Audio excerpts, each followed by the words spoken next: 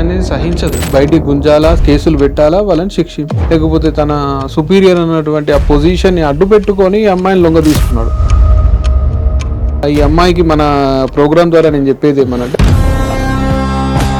ఈ మహిళ అంటే ఉద్యోగం చేసే మహిళ ముందుకొచ్చి ఒకవేళ పై అధికారి పైన కంప్లైంట్ ఇచ్చినప్పటికీ తనకు ముందు ముందు ఏమైనా ఫ్యూచర్ లో ఏం కదమ్మా, ఇట్లాంటి భయాలతోనే మీ ఆడవాళ్ళందరూ ఇప్పటికీ మోసపోతా ఉన్నారు, ఇబ్బందులకు గురవుతా ఉన్నారు. నిజంగా ఒక మాట చెప్తా ఉన్నాను,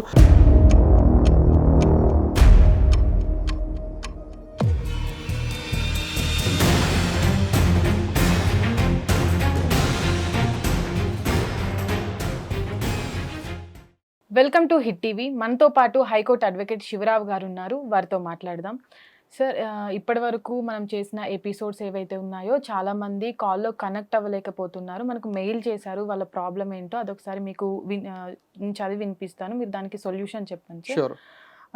అయితే ఇప్పటి వరకు కూడా నేను ఒక గవర్నమెంట్ ఆఫీస్లో పనిచేస్తున్నాను, సర్లా అనే ఒక ఆమె పంపించారు సార్. అంటే నేను ఒక గవర్నమెంట్ ఆఫీస్లో పనిచేస్తున్నాను, నాకు మా పై అధికారి ఒక రిలేషన్ ఉండేది, మేమిద్దరం కూడా కలిసాము, అంటే ఫిజికల్గా కూడా కలిసాము. కలిసిన తర్వాత నేను కలిసినందుకు కూడా రీగ్రెట్ ఫీల్ అవుతున్నాను. ఆ ఫీల్ అయిన దానికి తన పైన ఎలాంటి అయినా నేను తీసుకోవచ్చా, నా పైన అధికారి పైన ఆ శిక్షలు ఎలా ఉంటాయి అని అడుగుతున్నారు సార్. అంటే ఈ పై అధికారి అమ్మాయిని లొంగ తీసుకున్నారంట. ఓకే, అంటే బెనిఫిట్స్ కోసం.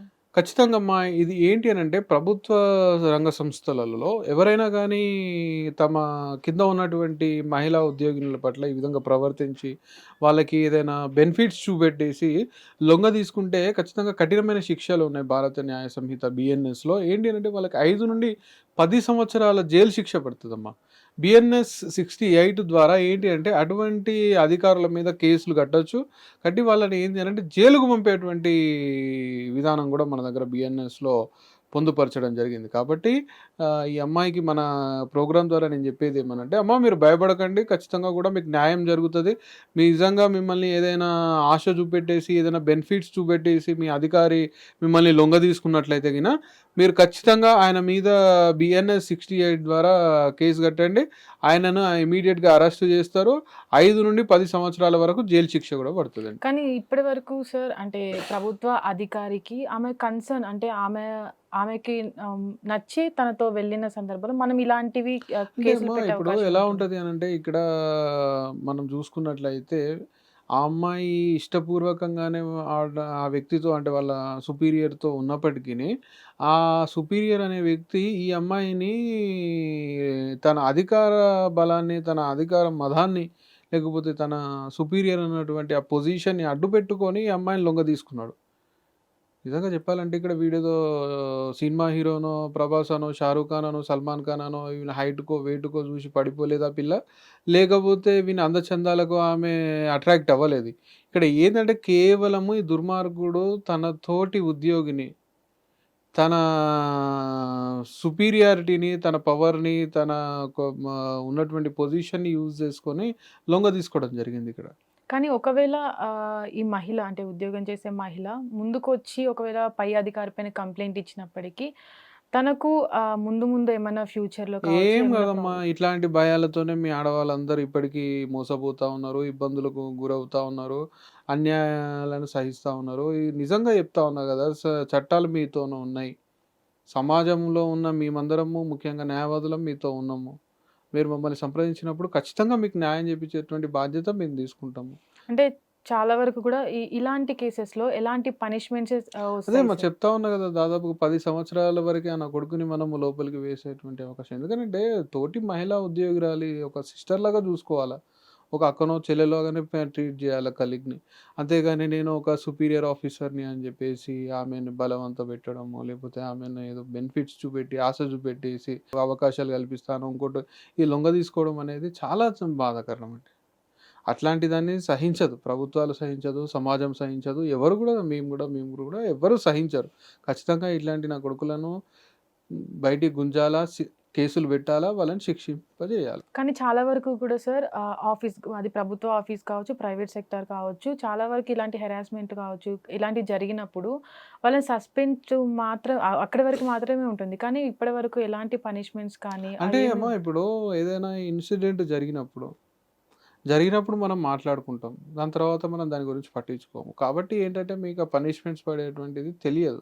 బట్ ఏంటంటే ఓపికతోని నిజంగా మీరు ఫైట్ చేసినప్పుడు, నిజంగా మీరు రిగ్రెట్ ఫీల్ అయితాను అనుకున్నప్పుడు, ఖచ్చితంగా మీరు లొంగ తీసుకోబడినారు. ఆయన లొంగ తీసుకున్నాడు అధికారాన్ని అడ్డుపెట్టుకుని చెప్పేసి మీరు భావిస్తున్నప్పుడు, మీరు బయటకు వచ్చినప్పుడు ఖచ్చితంగా మీకు న్యాయం జరుగుతుంది. ఆయనకు జైలు శిక్ష పడుతుంది. సస్పెండే కాదు, రిమూవల్ ఫ్రమ్ సర్వీస్ కూడా జరుగుతుంది. కానీ ఇలాంటి కేసులలో అంటే కేస్ ఫైలింగ్ కావచ్చు, మనం ఎలా ముందుకెళ్ళాలి సార్? అంటే ఏం ఇలాంటి లేదు. కేసు ఇప్పుడు ఏదైతే మిమ్మల్ని ఆ సంఘటన జరిగిందో ఇమ్మీడియేట్‌గా మీరేంటి పోలీస్ స్టేషన్‌కెళ్ళాలి. పోలీస్ స్టేషన్‌లో బిఎన్ఎస్ 68 ఇంతకు ముందుకు చెప్పినాను కదా! దాన్ని బేస్ చేసుకొని వాళ్ళు ఎఫ్ఐఆర్ చేస్తారు. ఎఫ్ఐఆర్ చేసేసి ఏ వ్యక్తి ఎవరైతే ఉన్నారో ఆయనను కస్టడీకి తీసుకోవడం, తర్వాత ఎంక్వైరీ చేయడం, అరెస్ట్ చేయడం ఇవన్నీ జరుగుతా ఉంటాయి.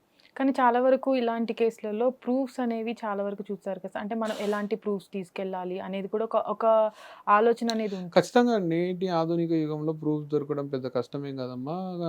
ఆ ఉన్మాది, ఆ కామాంధుడు ఎవరైతే వ్యక్తి ఉన్నారో, ఆ వ్యక్తి ఈ అమ్మాయిని డైరెక్ట్‌గానే చేపట్టుకొని లాగడు. ఇక అంతకంటే ముందు ఫోన్‌లు చేస్తాడు, మెసేజ్‌లు చేస్తాడు. దాని తర్వాత ఈ మాట్లాడే విధానము, దాని తర్వాత మా ఆఫీస్‌లో ఉన్న సీసీ కెమెరాస్ ఇవన్నీ ఎవిడెన్స్ కిందకొస్తాయి. అవన్నిటిని తోటి ఉద్యోగులు కూడా ఉంటారు.